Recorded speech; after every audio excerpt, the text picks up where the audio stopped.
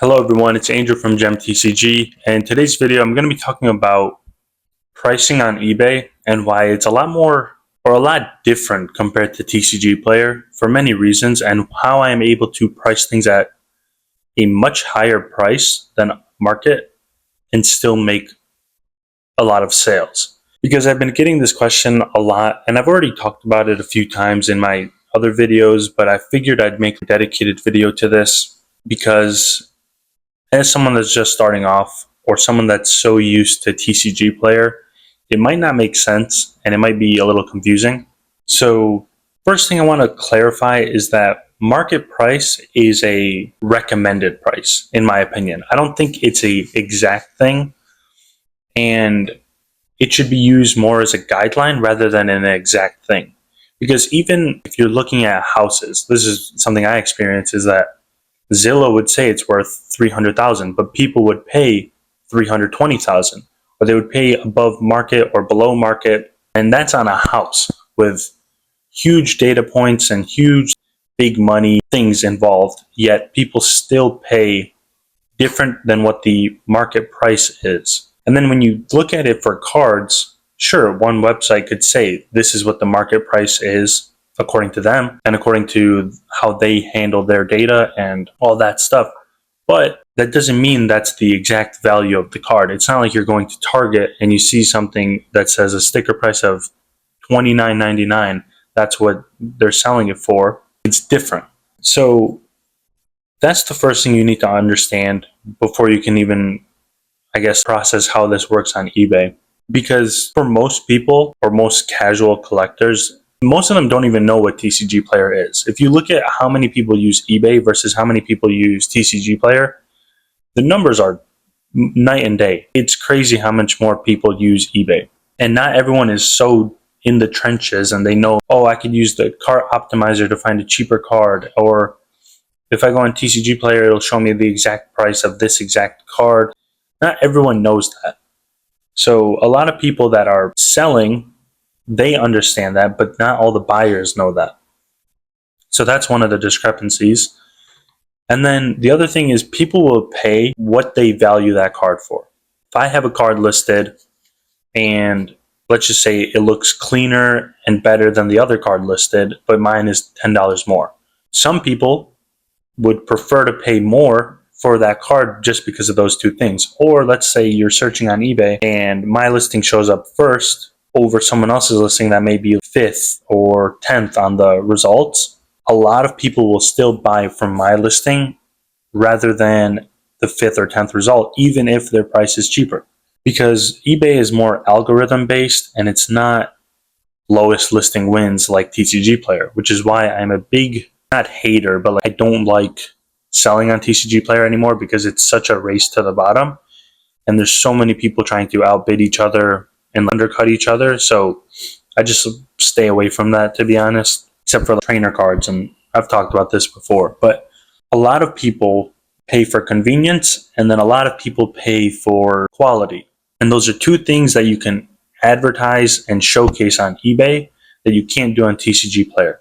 So for example, you could show really high quality pictures, a nice title, a good storefront, all that. That's all the back end stuff, which will appeal to the people shopping for quality. And then you could also just, of course, have better quality cards if your card is better centered or whatever people look for.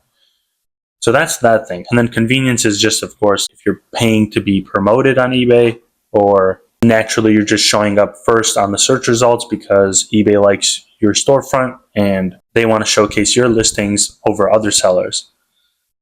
And that will appeal to the convenience part because people shop for that and they really value their time and they don't want to just be looking for hours for a card, especially if it's something that's a $2 card. Some people will be like, oh, but this card is worth $2, but I could buy it here for $1.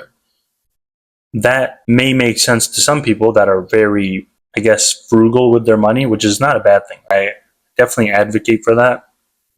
But some people may not find it worth it to go searching for 20 minutes for a card if it's only worth $2, $5, whatever. So that's those two things. And then the part that made me realize this was one, out of pure necessity, because as a seller, it never made sense to me to buy a collection for 70% and then sell it for market value on eBay or TCG Player. And then after shipping and fees, I'll probably net like 5%. So it didn't make sense to me, and I couldn't wrap my head around it, which is why I was selling bulk for so long. I never really got into the buying collections to flip until I just thought of, oh, I could just list this for more than what it's worth and see if it sells, because I don't want to sell something and not make a profit. And fortunately, it paid off and it actually works. So I realized I could just stick with this and keep doing it. And then the other thing is, a lot of times when I would hear that a card is going up in price, I'd look at my variation listings, because that's all I did in the beginning, and I would see this Pikachu went up by $20. But while I'm editing that, I'll notice that another card went up about $30, and my price was way below market. And I'm talking like the card went up 2 weeks ago and I had it listed for $8, but today it's worth $30, let's just say. Yet I would still have quantity available for that listing, meaning it hasn't sold even though it's severely underpriced. And the reason why it hasn't sold is because, again, eBay is an algorithm-based marketplace. So yes, I do have the lowest price, but it's not selling because it's not showing up for people.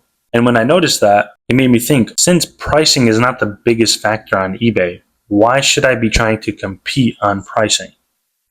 Why should I be trying to minimize my profit so that I can make a sale if at the end of the day, the card is not going to sell if it's not being shown to people? Because there are hundreds of listings on eBay for any card you could think of, as long as it's not extremely rare. So the chances of you being shown to a potential buyer is a lot lower if you don't have the proper things set up, which I've talked about in many videos before on how to build a good storefront, how to be a good seller and get shown on the listings, shown on the search results more. And then I figured if things aren't going to sell, even if it's priced fairly or even priced severely lower than what it's worth, why not just sell things for what I would be happy for, but for a profit that I would find worthwhile. So the way I thought of it, or the way that I came to the number that I ended up sticking with, is 30%, which is what I picked. And the reason for that is because it gives me almost a cushion, because let's just say I'm buying a collection for 70% market, and then you consider the fees, I think it's like 13%, and then the shipping, if it's below $20, it's 74 cents to ship. And then the promotion, which I do 5% promotions. And then I also consider, which doesn't happen as often, but it still happens, and I still need to factor that in as a buffer, which is the 5% offer that I send to potential buyers. So people that eBay recommends I send an offer to. So when you add all that up, just the fees alone and the promotions, all the percentage values are 23%, give or take. And then you factor in the shipping, which on like a $2 to $10 card, this shipping percentage is a lot higher than on a card that's $10 or higher, especially 10 to 20, because that's a golden range, in my opinion, for selling things on eBay. But that 74 cents is going to take up a bigger chunk of the profit on those types of cards, so you have to factor it in to the price. You can't just do a simple 30%, because after 30% of $3 is what? 90 cents. So you can't do that. Otherwise, you'd just be breaking even after the shipping. So on cards that are really cheap, you have to include that on your price and then do a 30% markup. But on every other card, let's just say $10 and up, if you do 30% markup, free shipping, this is how the math works out. It comes out to, let's say a card is worth $10, you sell it for $13. After the shipping and fees, let's just say you net $10. I know it's more than that, but just for easy math, let's just say that. That means you spent $7, you netted $10, or you sold it and netted after the fees $10. So that means your profit is $3, which is huge in my opinion, because if you repeat that, my scale, I'm doing 30 plus sales per day, and you're making, let's just say $3 profit per day. That's $90 profit minimum. Of course, things differ with whatever you're selling, but it's a very good business model and it just works so well. And then you could just take all that profit and continue recycling it and buying more inventory, and it just snowballs because sure, you might start with a collection of 10 cards, but then you sell one and you could buy more and then continue doing that with that 30% profit you're aiming for. And it's just huge. And I'll talk about a lot of, I feel like I have talked about this a lot, but growing your store and recycling the profits is very important. And another kind of additional benefit to doing this is it gives you a buffer for when prices are going up. Because like I said, I will often have cards that are way under market, but they haven't sold because people just haven't found them. And I know that's shocking considering how many people shop on eBay, but it's not as easy as it sounds compared to TCG Player. If you go on TCG Player, everything is filtered for you. It's sorted by lowest listing. You can easily click add to cart. You get 10 copies at once and that's it. eBay, you have to do your own research, look at the pictures, make sure it's legit, look at their feedback to see if it's worth the risk of buying from them. There's a lot of things that are factored in, which kind of explains that too. But then back to what I was talking about is it gives you a buffer for when the cards go up. Meaning, let's say you had your card listed for $20 when the market was $15. If you notice that that card is going up in price, you have a $5 buffer to then go in and update your pricing in case you want to sell it for more. Now, I don't do this all the time, and I only do it if I hear it through someone else, but there have been many times where I've caught on to a trend and I've had enough time to go in and update those prices, and then not even a week later it'll sell at the updated price, not even the current what I had it listed for prior. One example was the Mew card from, I think, Crown Zenith, the Galarian Gallery card. I had it listed at $40, and that's because probably at the time it was worth 30 or 20, so I just listed it for 40. And then the other day I increased it to $70, I think. And then not even a few days later, it sold at $70, which is a $30 increase.